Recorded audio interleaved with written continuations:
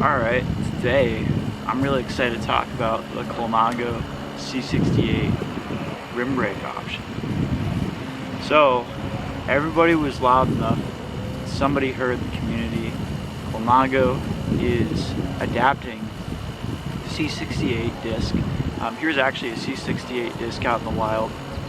Beautiful, beautiful, beautiful. I mean, look at this thing. I mean, even with disc brakes, it's all dressed up here in the new Rim red, like, so pretty. You can see the clover on there, the emblem.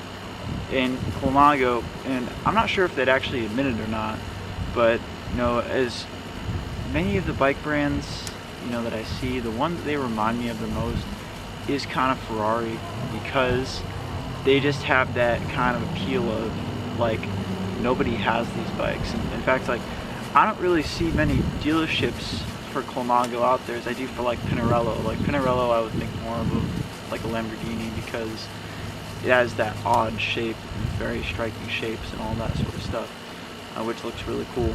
But Colnago, it prides itself of being more of like an exclusive bike, and for people that have a lot of unique tastes and they want something really special and something that not everybody has and not everybody's using.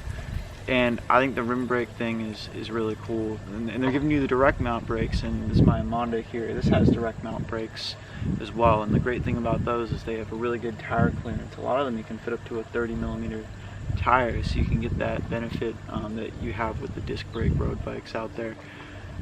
So, I mean, this bike, it's for electronic group sets only, so you're gonna have to use your Campy Super Record EPS. I think that's the one that'll be spec'd the most on this bike, or the SRAM Red, last generation SRAM Red now, with the rim brakes.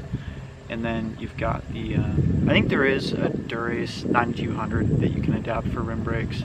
Although I'm still kind of confused about how that works. I should know this stuff, but it still kind of confuses me about how that works. But there are group sets out there, but the frame manufacturers are listening, so that's great.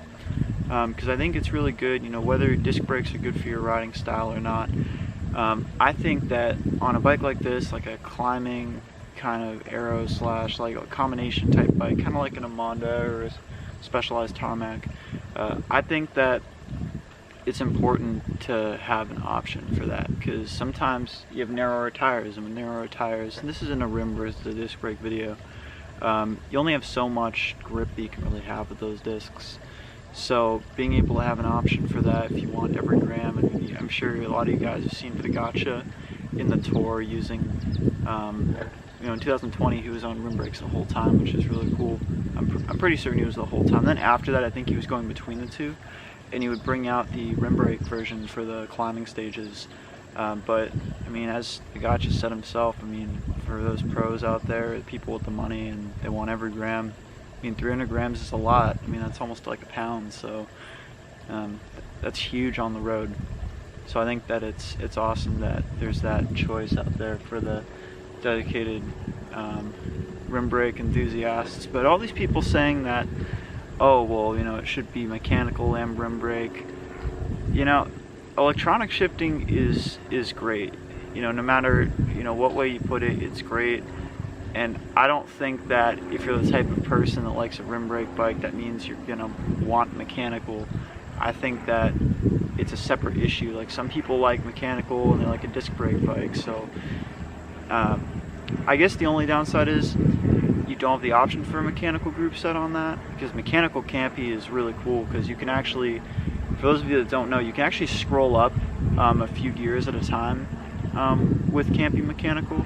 And with SRAM mechanical like this, or with Shimano mechanical, you can only do that on the way down. But that's why Campy has the two levers on both sides, because you can like scroll down a few gears at once. But I mean, I guess with an electronic you can do that on both sides.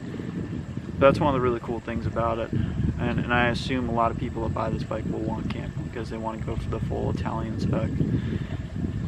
And this thing is absolutely beautiful, and with rim brakes, it's just going to look so clean. There's no rotors in there or anything like that. Just very, very clean. And I think this is a lesson that as the community, you know, if we want to see these things, we should just keep going. Again, this isn't a rim versus a disc brake video, but I think a lot of people have just thought that, you know, disc brakes are better. But really, it depends on the type of rider. You know how heavy that rider is, what kind of conditions they're in, to really make that decision. So this is awesome. Definitely, I mean, if you've got the money for it, and you like rim brake, I mean, I would go for it for sure. It's absolutely beautiful bike. I didn't get to ride the one I'm showing you off here, but I did get to check it out and lift it out. It's very light, even in the disc brake version.